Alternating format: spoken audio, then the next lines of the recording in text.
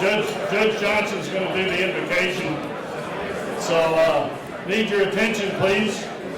We're gonna bless the food with our county judge, Judge Johnson.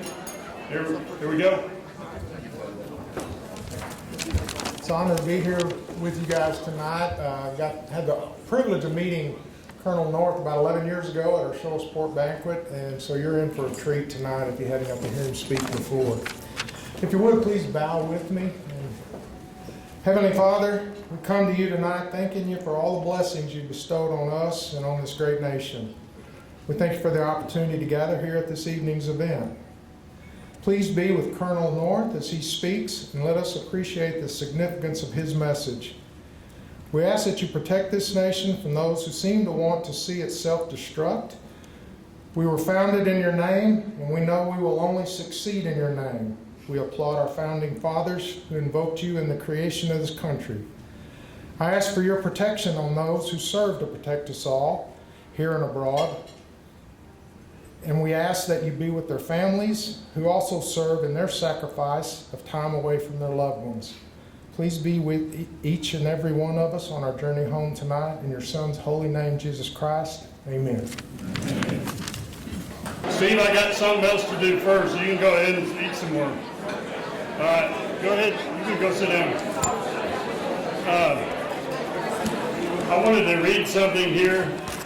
Y'all can keep on eating, but we got the PBLA Local Association of the Year Award, and somebody sent in an email to the inimitable Molly McAuliffe, and his name is Tom Jennings.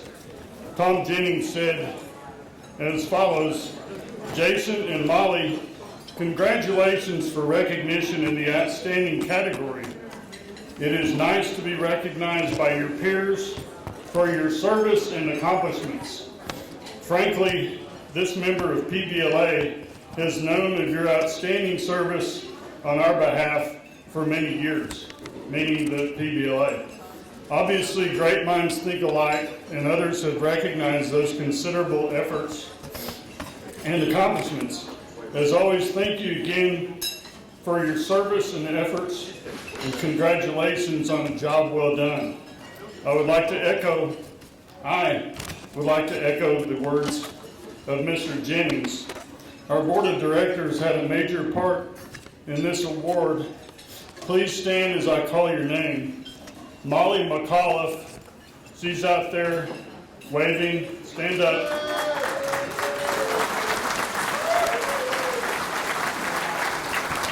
Yeah.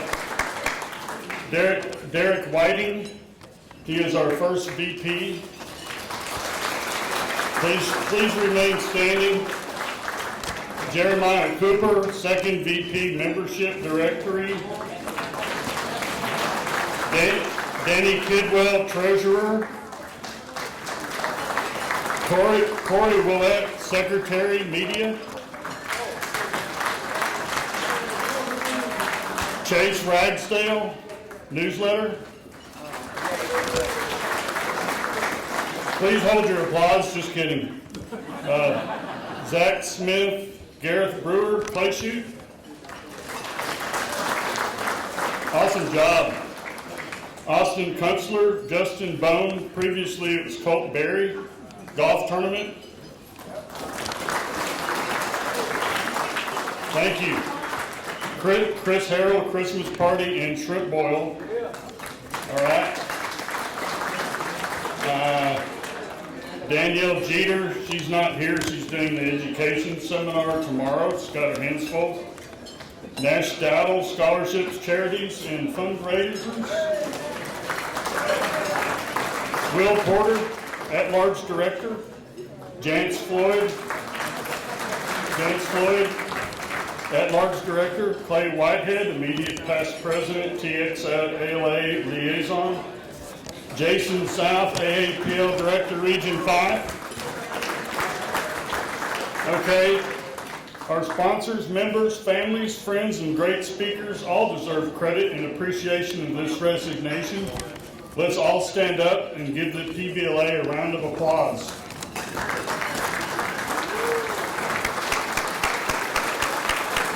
Right on. There you go. All right, that's awesome. Thank you, Colonel. You were part of this. PBLA Lifetime Achievement Award. Steve Wentworth will give this award tonight. Steve will present the AAPL Lifetime Achievement Award tonight. Steve has been with EOG Resources, Inc. for over 30 years and currently serves as its Vice President of Land. He has been a member of PBLA since 1980 and served as its president in 1994 to 1995. Subsequently, he was president of AAPL in 2010 to 2011 and was honored with the AAPL's Lifetime Achievement Award in 2018. So you're the man.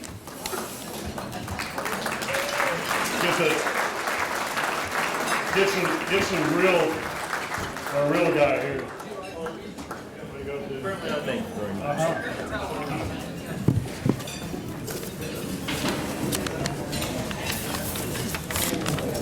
Tip, thank you for the very nice introduction. It's been a long time since I've stood at this podium, but I tell you, it sure is nice to be back. There's nothing like Midland, nothing like the PBLA. But let me tell you, most of all, it's really an honor and a privilege to be asked to introduce PBLA's Lifetime Achievement Award recipient for 2021. I first met this individual in about 1990, and as the years went on, it seemed like we worked more and more together on various projects. I can say he's the man you want on your team. He attended his first PBLA meeting in 1978, and I remember him telling me when he got into the land business, one of his mentors told him that if he went to every PBLA meeting, he would never be out of work. I think that's probably proven to be pretty true.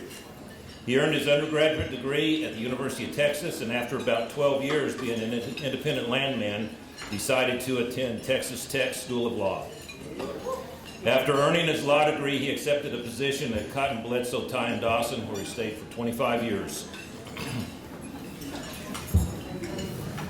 It was when he first became a lawyer that our paths crossed, and I can say he truly has been my go-to guy for oil and gas questions for the last 30 plus years. He's always had an answer for me, and as I'm sure he will tell you, in most cases, I told him what I wanted the answer to be before I asked him. That's true. He cares deeply about the education of landmen. Every landman in this room has probably, and I can say hopefully, heard him speak at a seminar or read an article that he published on the Joint Operating Agreement. He served as PBLA president in the year 2000, has chaired over 10 AAPL committees, and became president of AAPL in June 2018. When I was president of AAPL, he helped me on everything from personnel issues to acquiring AAPL's new headquarters building in Fort Worth, all because he cared about AAPL, landmen, and he was my friend. The man just won't say no. He loves to play golf and has served as president of Midland Country Club. He has served on the State Bar of Texas Oil, Gas, and Energy Council and as trustee for the Rocky Mountain Mineral Law Foundation. This coming August, he will be interviewing General James Mattis at the Nape Charities Luncheon.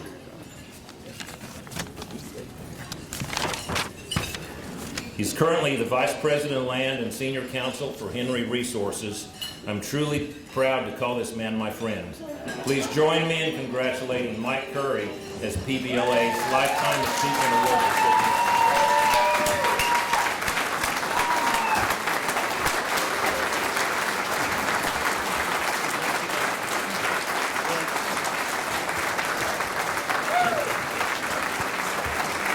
We can say a few words, but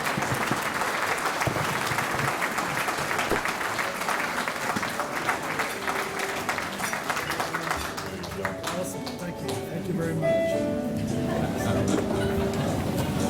step back. Thank you, Steve. This is a surprise. I had absolutely no idea, but I suspected something when my entire land department showed up tonight. Are you kidding me? I'm glad I got a haircut. Steve's one of my best friends. We've worked together for a long time, since the early 90s. And it's really true. I joined PBLA in 1978. Larry Snyder signed me up. Y'all remember Larry Snyder.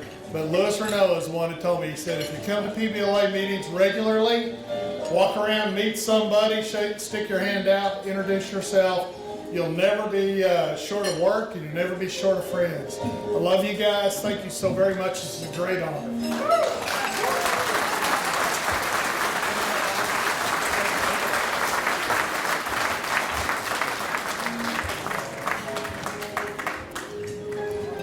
There's a really deserving guy right there. The next two that are coming up, I hope y'all don't mind, they're a couple of jarheads. And that would be our next president, Derek Whiting, and the legendary Colonel Oliver North. I would like to read this poem about the Marines, if I can quit being choked up. The United States Marine. Something happened to the... Let's try that. The man from the Navy threw up his hands and said that it could not be done. The man... Thanks, Dan. The man from... This is no offense to any other military branch. Okay? Because all you guys are awesome. Thank you all for your service. The man from the Army gave up in despair before he had ever begun. And still, the job was finished on time, as neatly as ever was seen. The man who did it against all odds was a United States Marine. The natives had gathered around their chief and savagely held their own. Their town was stronger fortified than our infantry had known. At sunrise next morning, the stars and stripes majestically rose over the scene. The man who ran them up on the staff was a United States Marine. The people of every creed and class, of every country and clime, have paid their respects to the stars and stripes at one or another time. At times they raise trouble among themselves, and someone must intervene. Then the best man to send, so the president says, is the United States Marine. And with that, I would like to ask Derek Whiting to come up. You're up. Hoorah. Thank you. You're welcome.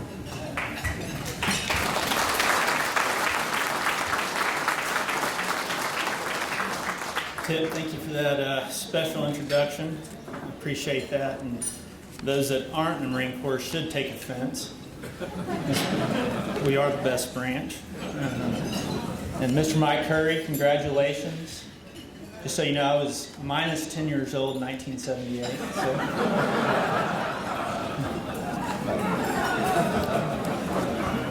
Thank you for everyone coming tonight. This is one of our favorite events, and it's awesome having this whole room full. It was a little bit different last year, or earlier this year, really. But so this is great to have everybody fill it out, and all of our sponsorships. You know, it means a lot to us, and continued sponsorship means a lot as well. So I want to introduce the 21-22 slate, starting with Dustin Rucker. If you'll please stand, he'll be doing our fundraising. And then for golf will be Eric Eads. Newsletter, Katie McBride. Clay shoot, Josh Anderson, he's not present. And then at large, Randis Butts, she's not present. And we'll have at large Jason South.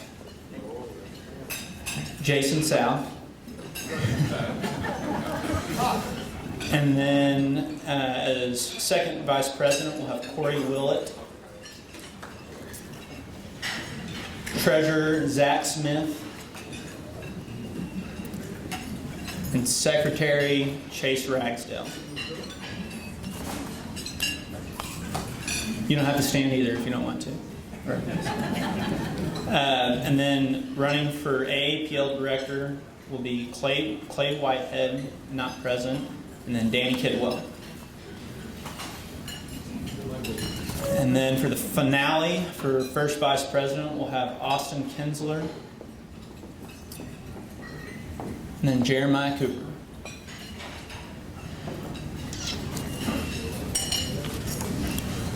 Okay. And if y'all have any objections to any of those slate nominations, just let Molly know.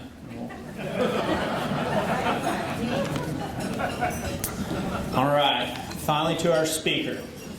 He is a combat decorated U.S. Marine, the recipient of the Silver Star, the Bronze Star for Valor, and 2 Purple Hearts for wounds in action. From 1983 to 1986, he served as the U.S. government's counterterrorism coordinator on the National Security Council staff. President Ronald Reagan described him as an American hero.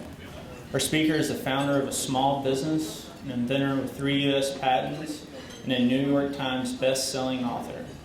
From 2001 until May 2018, when he retired from Fox News, he was the host of the network's award-winning War Stories show, the longest-running, continuously broadcast military documentary series in television history. Despite all these accomplishments, he claims his greatest achievement is to be a God-fearing husband of 1, father of 4, and a grandfather of 17. Please welcome America's foremost advocate for our military members and their families, Lieutenant Colonel Oliver North.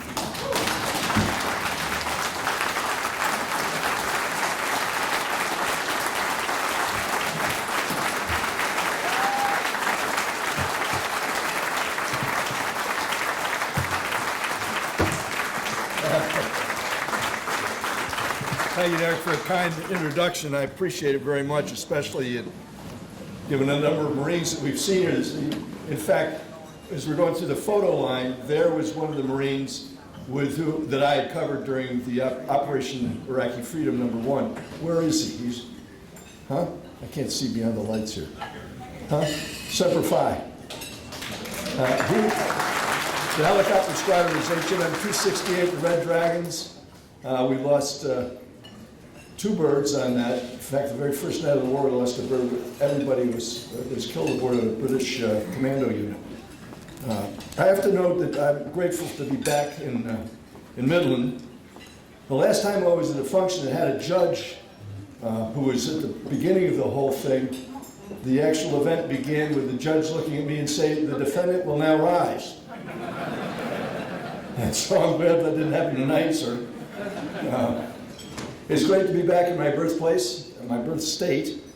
I would tell you that in Virginia, we have a governor totally unlike yours that has left us bereft of common sense, the rule of law, and an effort now to take away what's left of our Second Amendment.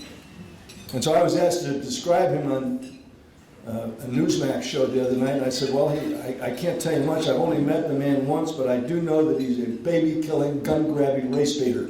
And I'm not going to vote for him ever again. Not that I ever did to begin with. Y'all, and by the way, y'all is a single word in Virginia.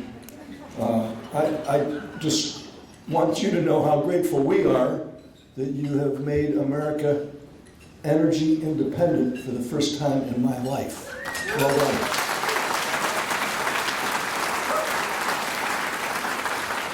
Eric, I just had to point out to you that bio is a few months old. I don't have 17 grandkids, we now have 18. And you have helped make energy independence a national security issue that has been solved for the first time in my life or theirs.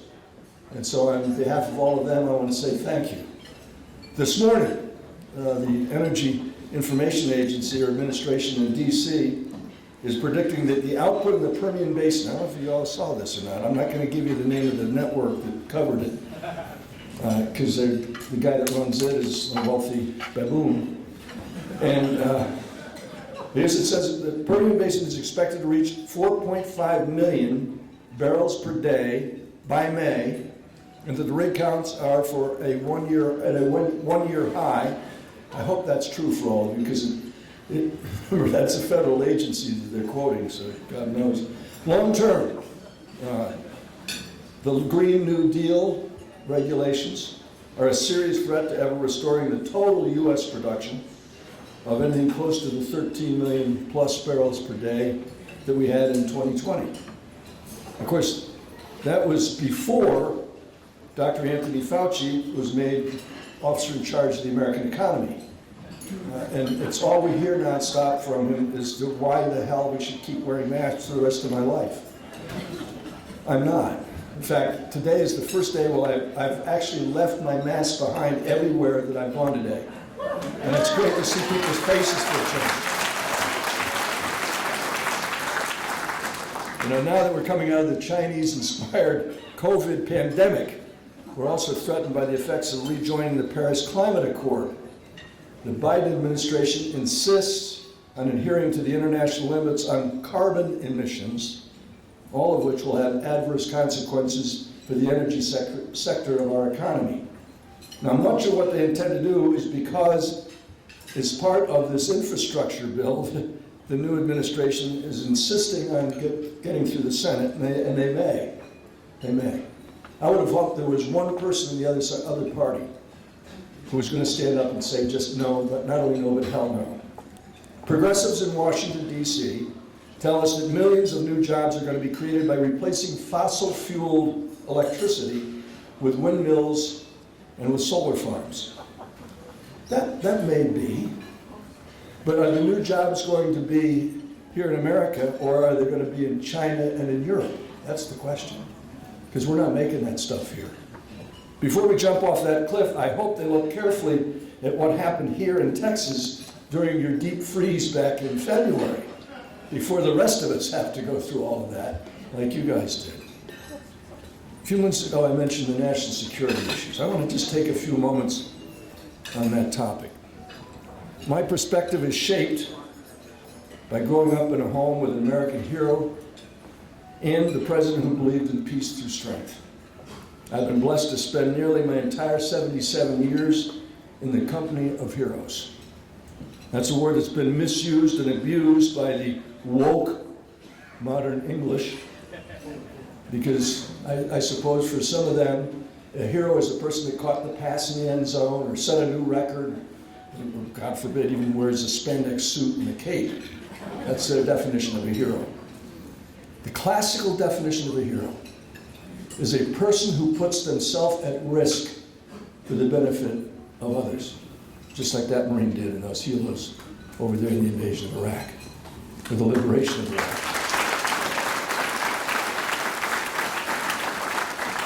My heroes wear flak jackets and flight suits, and some of them carry guns and badges, and some of them are the most maligned people on the planet. Look what's happening right this minute in Minneapolis and Portland and other places. We have a movement in America now called Defund the Police, which has got to be the loopiest idea in the world. And at the same time, they want to make it more difficult to obtain a firearm. I mean, it's obscene what the expectation is. And at the end of the day, it's going to endanger more American families. It leaves guns in the hands of only the government. If they got all of what they wanted, there wouldn't be a Second Amendment. Oh, it would still be in the Constitution, but the last 4 words of that amendment would be totally ignored. I tell you that the word hero describes those kinds of folks. It describes my mom and dad. And all my uncles who served in World War II, Korea, and some in Vietnam, and some in all 3. And my 2 brothers. It fits those guys that I covered in combat for Fox News in 66 embeds that I did for them over the course of the last 20 years of war. And today it was announced by the new Commander-in-Chief that by the 9/11 anniversary this year, 2021, they're going to bring the last American troops home. I look at that and I'm reminded that the first hero that I ever got to know was my dad. My dad met my mom at a USO dance in 1941 at Fort Niagara. They got married in 1942, and I was born in 43, October of 43, in Fort Sam Houston. A brief aside on that, one of the things I had the great privilege of doing for Fox is I was allowed to go out, and Fox would send me out to cover what happened to some of these troops I covered during the war, when they were at war. And one of them was a U.S. Army colonel who was being promoted to brigadier general, and Fox sent me out to cover the event. And the event was being held at Fort Indiantown Gap, which is just up the road from where we live in Virginia. And I took my cameraman, Griff Jenkins, who now you can see Griff Jenkins on Fox and Friends at dark 30 in the morning. He's still not getting any sleep. He didn't get any with me, and now he's not getting any doing that. And we went up and we covered the promotion of Brigadier General for John Gronsky, who was a real courageous U.S. Army colonel at the time in Ramadi, Iraq, in 2006, which was, at the time you and I were out there, in 2006, it was the bloodiest place on the planet Earth, and I was glad to know John Gronsky, because I admire a guy who could handle a good 50 cal, and he could. And so, we're at the ceremony, and afterwards, they said, come on up to the officers club and we'll have a little reception. At the reception, an old guy, and I'm old enough to know an old guy when I see one. An old guy on a walker comes over to me and he says, "You were born at Fort Sam Houston in San Antonio in October of 43. I said, "Yes, sir. How'd you know that?" "I delivered you." No kidding. That's right. And I'll tell you something else you don't know, Sonny. You were sired. That's the word he used. You were sired right here at Fort Indiantown Gap. I said, "How do you know that, sir?" "I was the only OBGYN in the 95th Infantry Division. And I got left here when they went to Britain to get ready for going into Normandy. I examined your mother. Besides that, the division came here from Fort Niagara in January of 43, and they left here in April. Do the math, son, do the math." If folks were still alive, I'd ask him. His story did prompt me to go back. My sister, who's the youngest of the clan, and with three bigger brothers, had to just grow up knowing it was awful. She was the princess, okay, and the only girl. But she got all the family stuff, all the records and everything else. And the story 2 years ago prompted me to go back and look at some of the research that she'd done. And I looked at some very special stuff about my dad. So here's something I discovered just preparing my remarks for today. On this very day, 76 years ago, 13th of April, 1945, my dad was a major in the United States Infantry, 95th Infantry Division. They'd forced their way across the Ruhr River. After a 2-day battle, they had seized Hitler's fiercely defended city of Dortmund. As part of Patton's Third Army, the 95th Infantry Division had been in constant enemy contact for more than 5 months.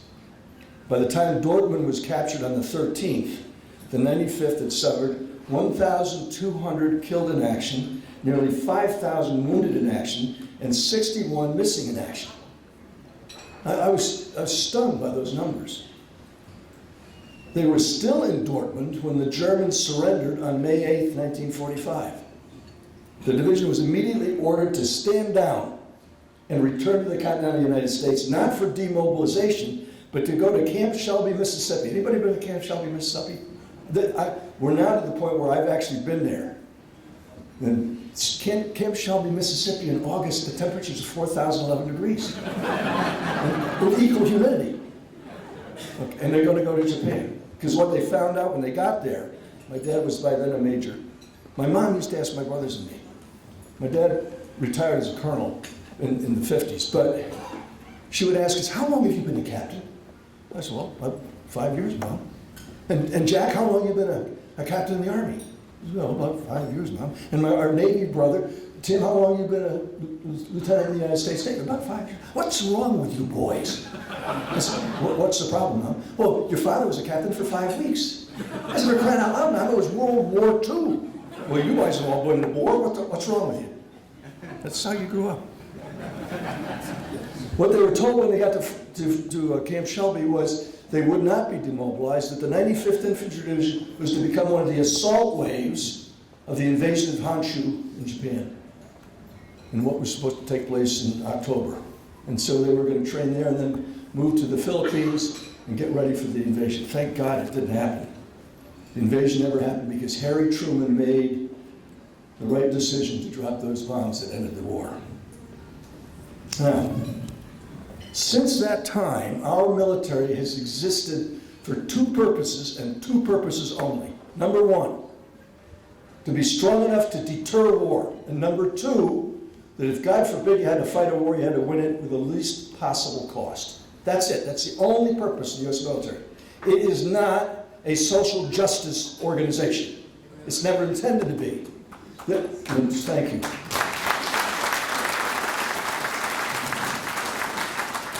Whether this administration understands that Ronald Reagan's maxim, which I often heard him say, it wasn't just written for a speech, he believed this.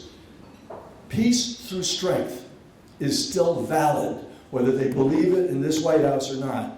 And we have got to maintain a military that is prepared to go to war, but hopefully will never have to do so again. And that means the American people need to stand up and tell this crowd, that's not our purpose. That's wonderful the National Guard will come out to a terrible event. Got it, understood. It's wonderful that our military can go help people all around the world when there's an earthquake or a tsunami or some horrible cataclysm. But that's not the purpose. The purpose is to prevent war and win one if you have to fight it. And I hope to God they understand that. When I first raised my right hand and took an oath to support and defend the Constitution against all enemies, foreign and domestic, to bear true faith and allegiance to same, and was standing in front of a United States Marine recruiter on the 29th of December, 1961. And that's how I ended up in the Marine Reserves, getting an appointment to Annapolis. 22 years as a Marine officer. And yeah, and then I got invited to a big gathering in Washington, up there in the raised dais with the Roman emperors. Oh no, members of Congress. It was shortly thereafter the end of a pretty good career. I can remember looking up at those guys. People said, "You didn't even break a sweat." I said, "Well, I have been shot at and hit, and I have actually 2 enemy accuracy awards. They're referred to as Purple Hearts." And these guys, they might have a heart attack. I remember at one point, in fact, the hearings went on for 9 long days, and at one point, Howell Heflin, a judge, former judge, right? Remember? Yeah, I do too. That skunk. He puts up on the screen, and thank God my wife was right behind me. She didn't come to the first 2 days of the hearings, and she finally said to Brendan Sullivan, the lawyer, the brilliant man and friend who sat right next to me through all of that, "I want to come. I'm tired of watching this thing on television. I want to be with you." And thank God she did, because that was the day that Howell Heflin put up a check, a copy of a check on the board, on the screen. Some of you, none of you women are old enough to remember this, but some of you guys are. Right? And they put the check up, and it's made out to something like Lori's Lingerie. And Heflin looks at it and he says, "I want to know, Colonel, is that check made out to Lori's Lingerie to buy your girlfriend Fawn Hall undies?" I was stunned. And I had no idea what Lori's Lingerie was. And I get this tap on my shoulder from the lady in the blue and white polka dot dress. And she said, "That was the leotards for our 6-year-old daughter's ballet lessons." And I said that out loud. My wife reminds me, "Sir, that that's what I was buying with Lori's Lingerie." And he got up and walked out and never came back. He never should have been there to begin with. What happened that summer will never happen again. They'll never do that again. They should. They should let somebody stand up and courageously point to what they're doing wrong in Washington, but they won't. And at the end of the day, what we have and what my family has is 18 grandkids. 11 boys, 7 girls. I'm guessing it's probably the end of the addition, but it is 2 baseball teams. And given what Major League Baseball just did in Georgia, maybe I'll field them. 2 teams. Well, why are heroes important? Heroes are important because they inspire us to be better than we otherwise might be. And at this point, the longest war we've ever fought is almost over. It will be finished at least, and hopefully it won't end the way the war my brother Jack, my Army brother and I served in. Because we won all the battles, and at the end we lost the war. We didn't lose the war in the paddies and the rice fields and the mountains and valleys of Vietnam. We lost the Vietnam War in the corridors of power in Washington, D.C. That should never happen again. I say that just because I know a lot of the guys who survived all that. So I want to give a little bit of encouragement to what they really are. They're great Americans. The youngsters who served in this war are so extraordinary, and yet so many of them have been hurt so bad that they can't get a job. What they really want is a good job. What they're looking for is an opportunity to be productive for their families, their communities, and our country. I've gone all over this country encouraging businesses to hire veterans. Now, you cannot put out a sign that says, vets only need apply. The EEO guys will shut you down and make your life miserable. But you can put out a sign that says, veteran wanted, veterans needed. You can do that. And I would tell you that for every single military occupational specialty, there is an equivalent job in the civilian community. And here's the other things that they will bring to your job if you've got one. 1, situational awareness. Number 2, leadership. Number 3, perseverance. And number 4, they know the value of keeping company with the right kind of people. Those are crucial values. Let me just talk a little bit about it. As situational awareness, defined, it's knowing what's going on around you and having a plan to deal with it. And I will tell you, situational awareness is not a flower that's growing in every garden. In fact, it's most obvious in its absence. I want to give you a couple of examples. This is where it works. This is a combat shot. This is my helmet camera inside a Humvee, Ramadi, Iraq, right outside the government center. And what you're about to see is a rocket. You know, in the movies, when they show you a rocket propelled grenade, it goes psst. This is 17 seconds long. The only thing that's been changed is some of the language in it. But this is, yeah. Okay. So what you're going to see is the rocket propelled grenade being fired, and then go ahead and roll it.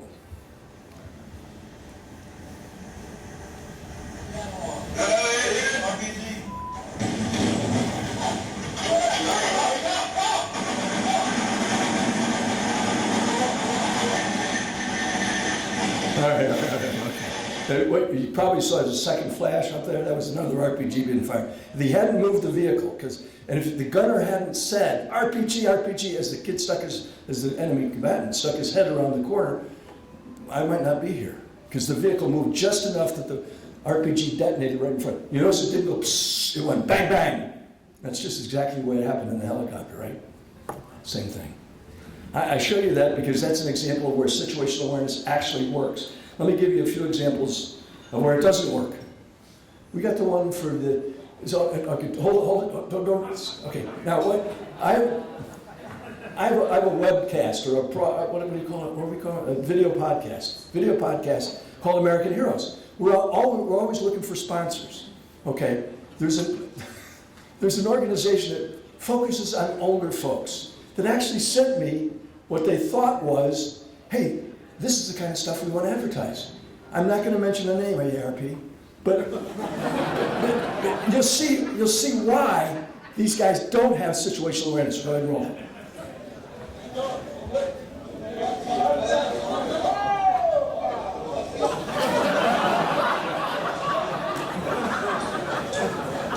There's people seriously hurting this thing. These people don't have a clue, right? Situational awareness, holy mackerel. Then they actually said that. Needless to say, we didn't bring them on as a sponsor.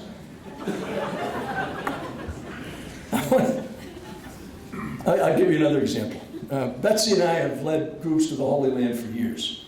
Okay, and our last trip to the Holy Land, just before this whole COVID thing shut us down, We're in the David Citadel. If you ever go to the Holy Land, this is one of the places in Jerusalem you want to stay. David Citadel is a beautiful modern hotel. It's terrific. And we're standing in the lobby waiting for another couple to come down because we're going to take that other couple, they're major donors, to dinner with Bibi, with me, right? And say, we're waiting. And I'm looking out the front window, and I see a tour bus come in. And by the time it's gone by, Betsy's still looking up at what floor they're coming down from.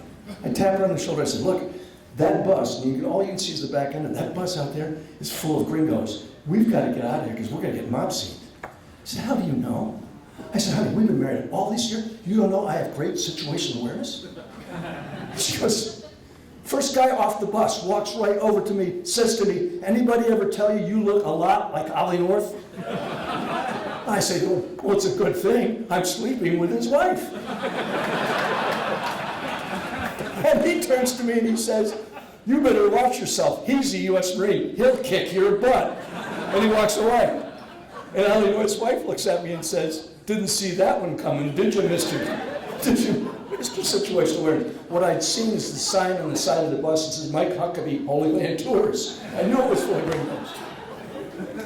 Anyway, the bottom line of it is, these guys will bring that kind of true awareness to any job that they take. I look at today's all-volunteer military as providing a reservoir of potential great employees for every one of your organizations here this evening. And I say that because, as I say, every military occupational specialty has a civilian counterpart. I've looked at the fact that they're all volunteers, that they're a quality above and beyond anything we've ever had. And I've gotten to spend 66 embeds, almost 20 years of hanging around with them. I put together from literally the very beginning of this war, just about 2 minutes of footage that we shot. Griff Jenkins and I shot, and my other cameraman and I shot, of just what they are and who they are, just so you get a sense for it. They operate and maintain the most sophisticated weapons and equipment that has ever been devised by the hand and mind of man. The kid who once wouldn't share a candy bar with his little brother will now give his last drop of water to a wounded comrade and split his ammo with a mate in a firefight. They're better educated, trained, led, and equipped than any military in history. They became protectors of women and children. And it's a part of the world where that is a truly strange idea. Despite nearly 20 years of war and trying budget cuts and up and down and social engineering, we still have the finest military force the world has ever known. They're brave, they're bright, they're the best of a generation. When they say something to you like, I've got your back, it's not the slogan of a mattress company. My job was to let them tell their stories about remarkable technologies like this. And since 9/11/01, more than 2.9 million Americans have served in this combat, in this theater, and 4 others. They volunteered to protect us and offer others the hope of freedom. Average age of coming in the military is 20 and a half years of age. They're all high school graduates at minimum, with the average 13 and a half years of education. This is a Marine captain, company commander of a special operations unit, who lost both his legs in his third tour. He's now back in his 4th. That right there is Dexter the bomb dog. Dexter's an IED detective, the best God ever made. The guy playing with him is Smitty, his handler. You're going to see a little bit more about them in just a few seconds. Most of these guys have had multiple deployments, none of them in places where you could consider to be pleasant. This is a military base. You see that rock coming in, and that guy did it with a bag. Go ahead and watch. Ooh, first base. Terrible hit. The enemies they faced are vicious, brutal, often suicidal, certainly the most inhumane we've seen since the Pacific Theater of World War II. And most importantly, they're all volunteers.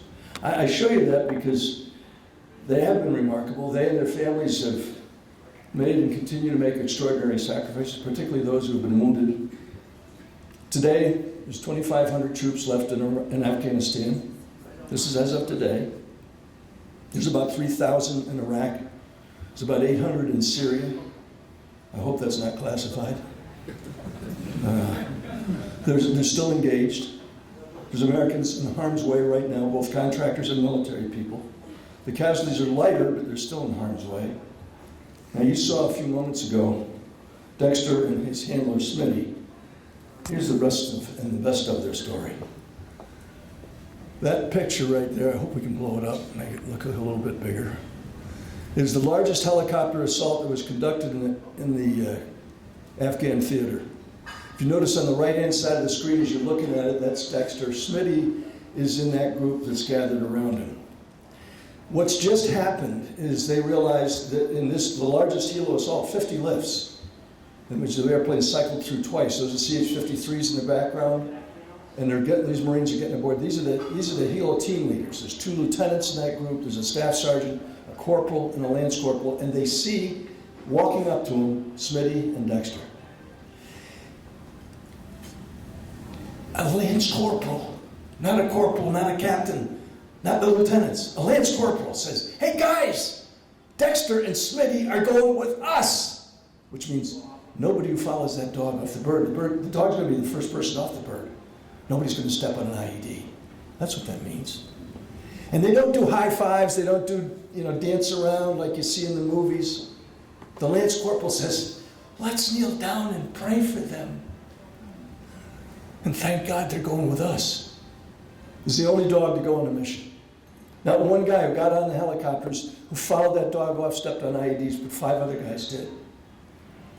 And these guys, I can tell you, these guys can take vulgarity to the level of a new art form.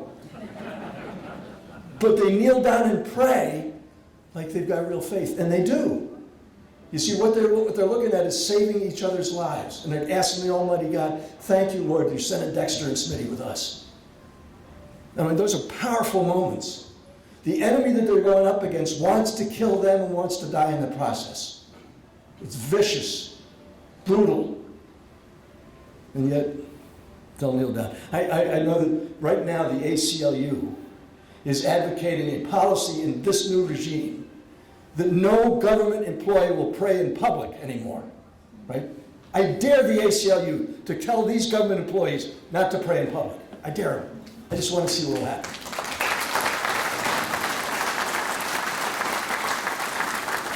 And so I said one of the things we're going to talk about is vets lead by example.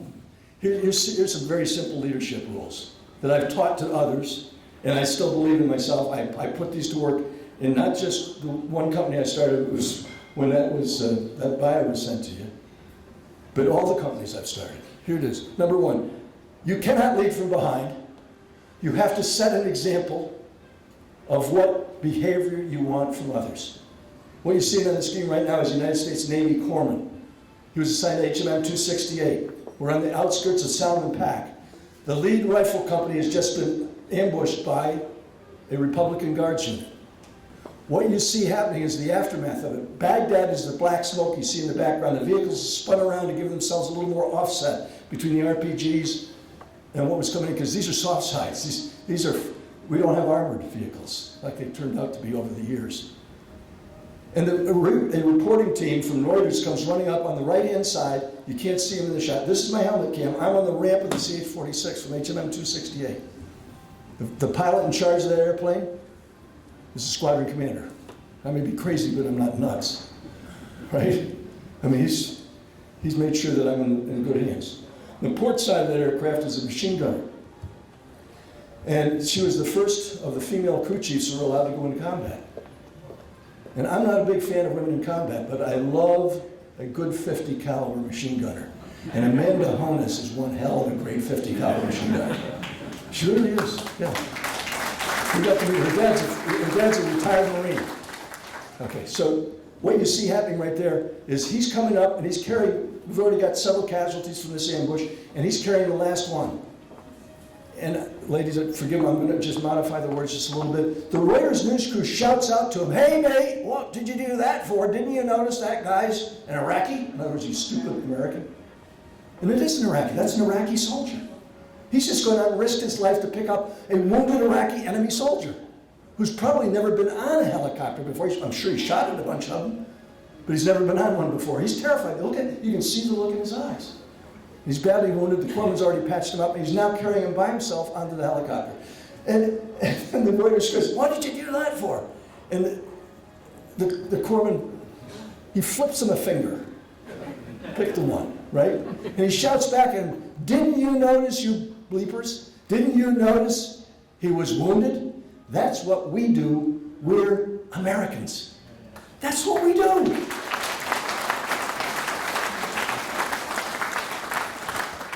If you're gonna lead, you can't just talk the talk, you gotta walk the walk, you gotta believe it. You gotta show that you're selfless, not selfish.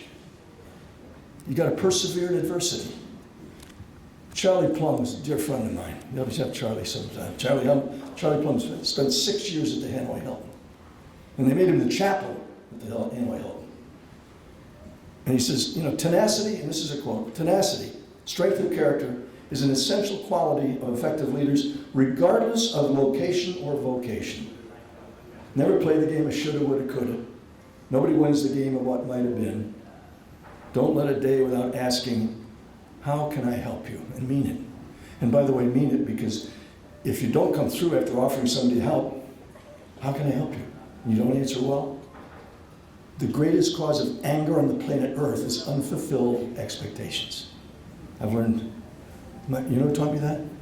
I married her 53 years ago. The kids have often said, Betsy, Mom, how did you do it? And she said, very simple, he was gone half the time. Last point. The company you keep really matters. And it really does. And these vets know that. Those with whom you associate will define who you are. And that's a fact. Keep company with people who keep their commitments, who don't just talk integrity, they live it. People who know where they are going and why they are going there. And if you want more on that, I can give it to you later, but I'll have to get out my Bible.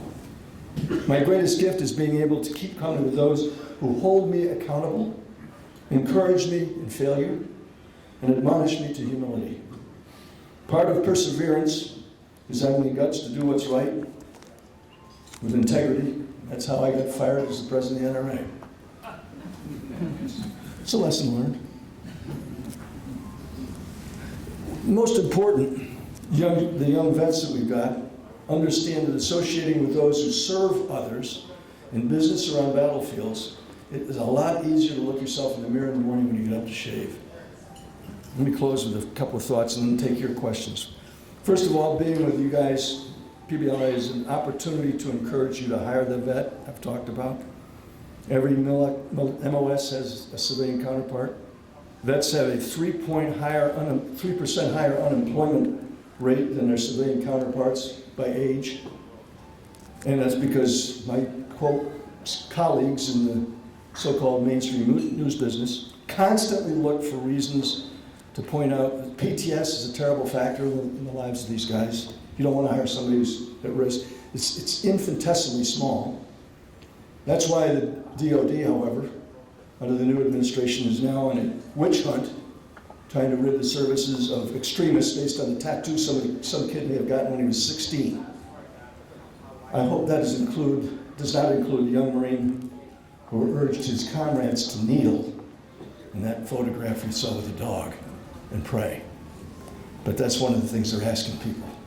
He ordered a 60-day period in which every military unit had to do a full day stand down. You realize that's 1.5 million man days, or person days. I guess now they're now neutral. We don't have men, we don't have women, we have people. 1.5 million days lost. Not in readiness, not in training, not in preparing, not in showing our adversaries we can fight and win. No, we're going to talk about being social justice warriors.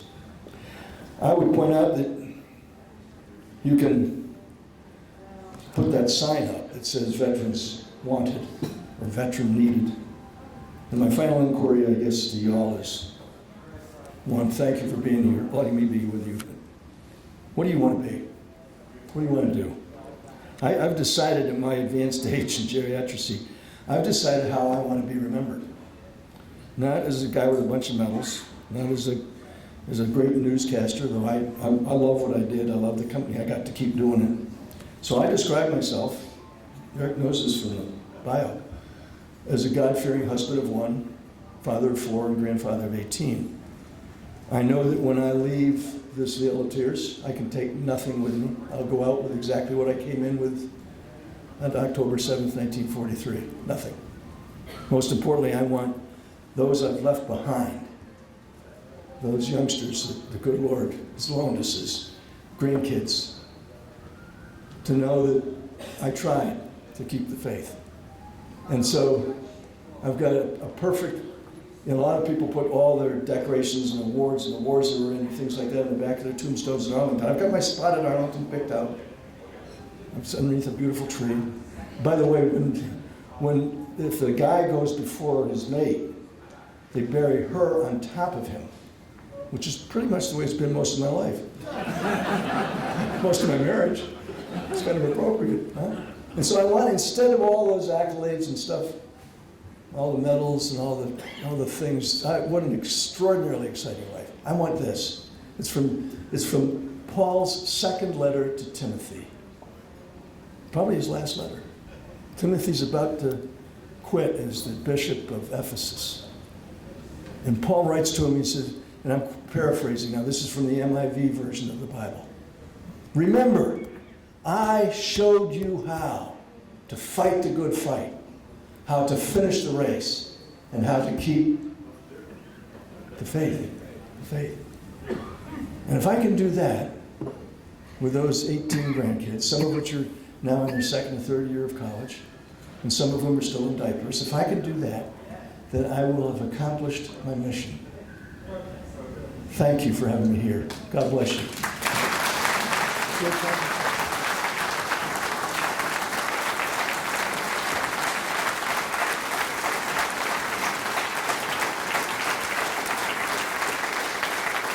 Thank you.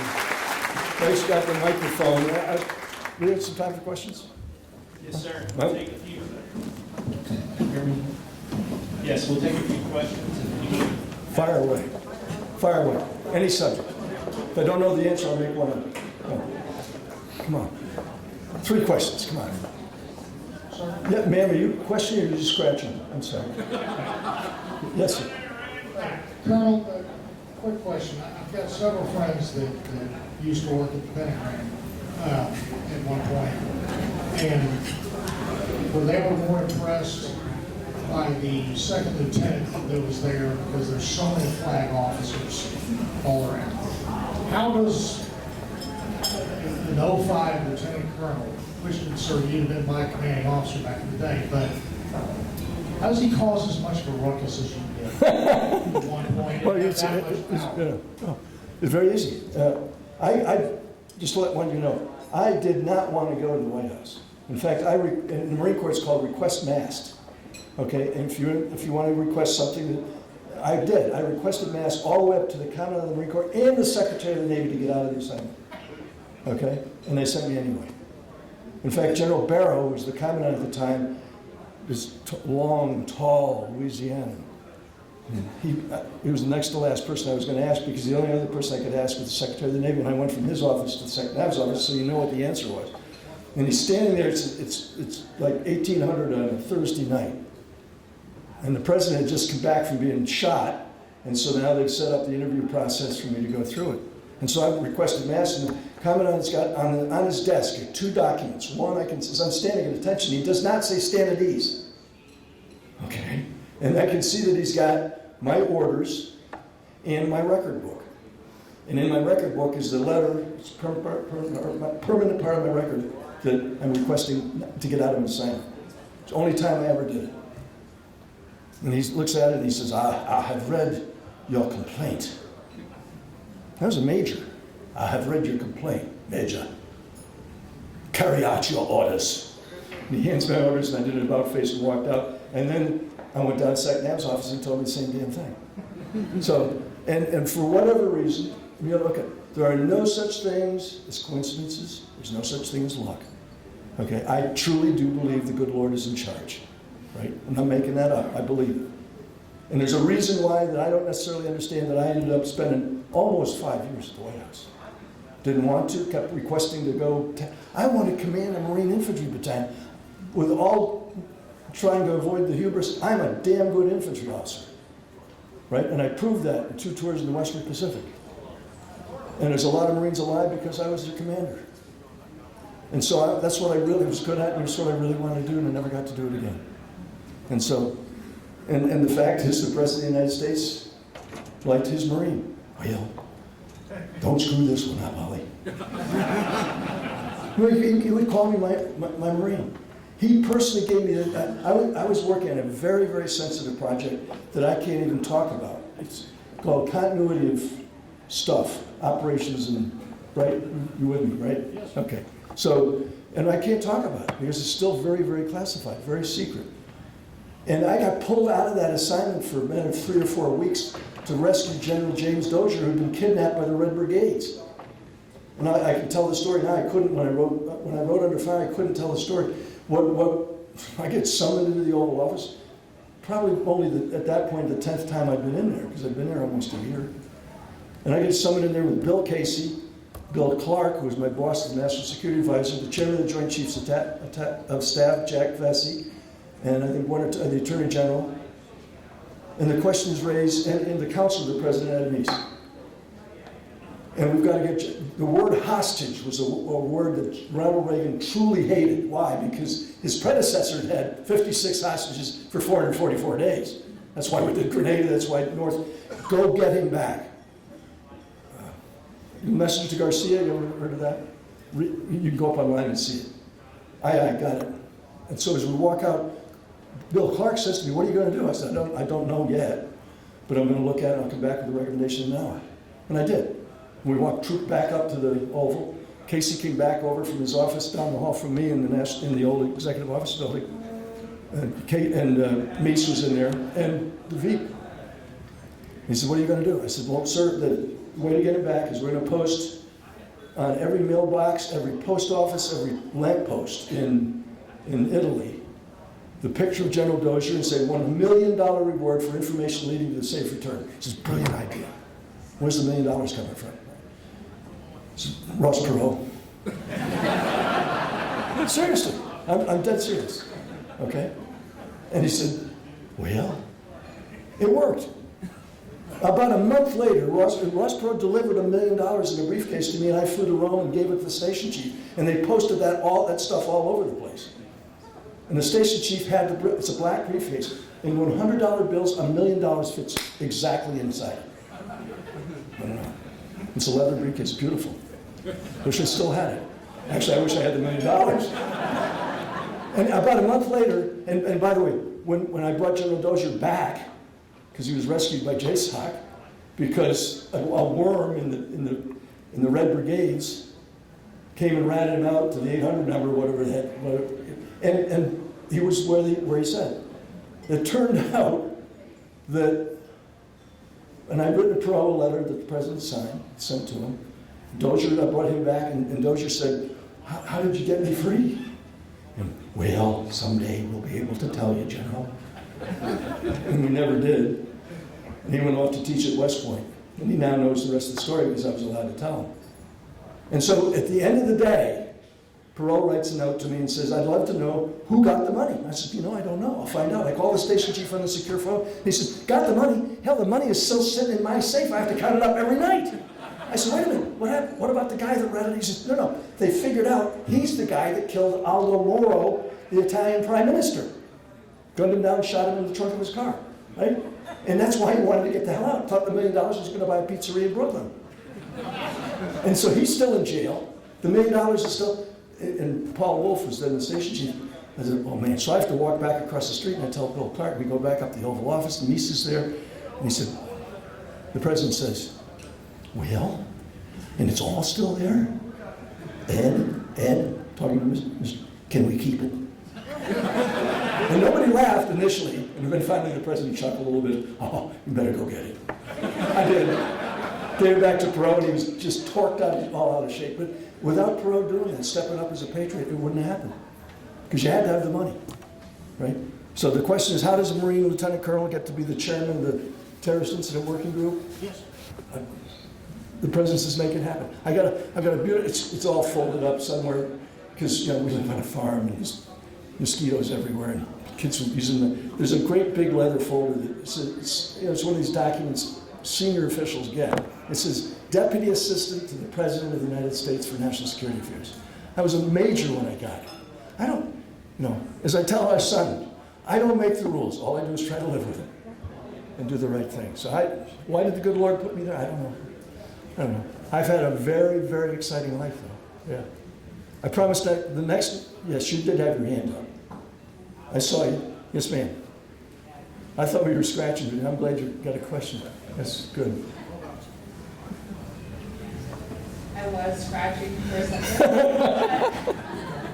You mentioned that you advocate for veterans with PTSD to be hired among companies and everything. Yeah. My boyfriend is actually retired from the Marines. He was in the Marines for 16 years, served 7 tours, and he actually underwent a procedure called the SGB procedure for the VA and everything. Yep. And I just was wondering if there was, it's for everybody, not only veterans, but anybody who has sort of severe PTSD, and just the word that we could get out about that procedure that helps a lot, and Right. a lot of people proceed with being hired and everything, especially out of combat and everything. He was in the infantry, and this has helped him a lot. And he also looks up a lot to you. He actually met you during combat and has a picture with you of him in Iraq. And I just think that it would be a great opportunity for everybody to advocate for this, to get out and everyone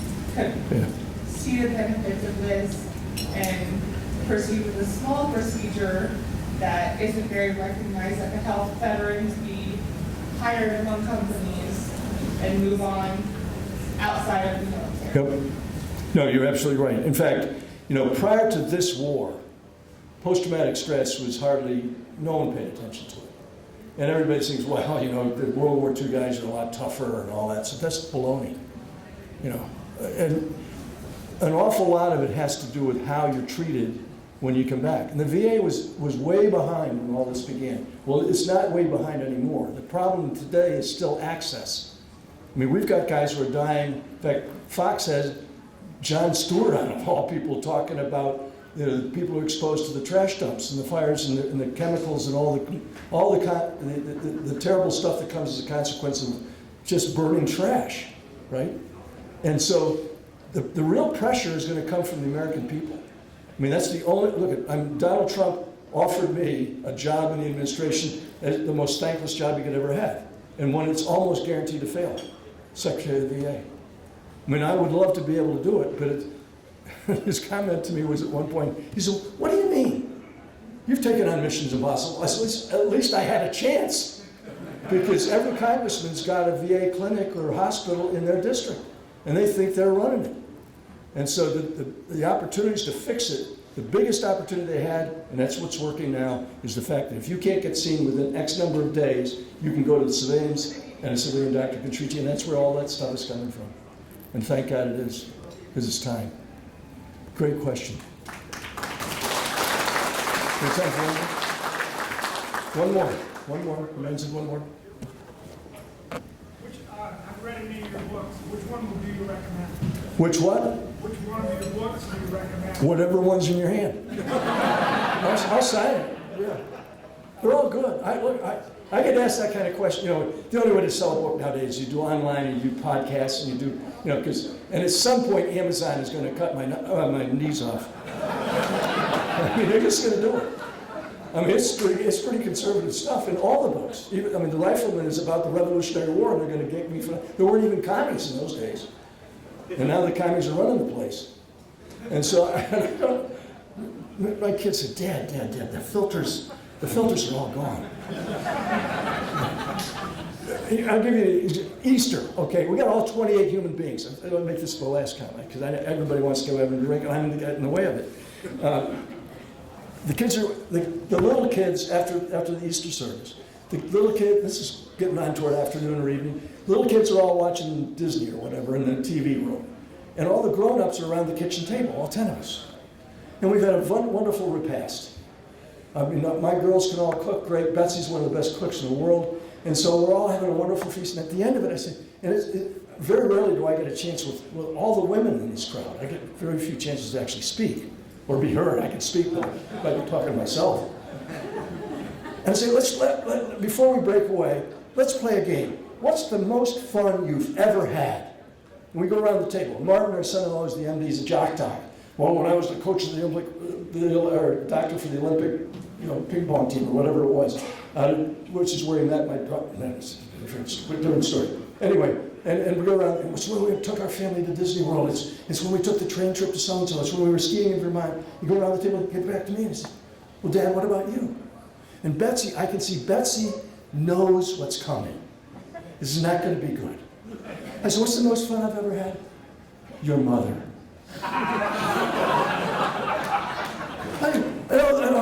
It's just, they're all, I said, where do you guys think you came from? How did you end up with, you got 7 kids, you got 5 kids, you got 4 kids, you're a piker, you only got 2 kids? One last one?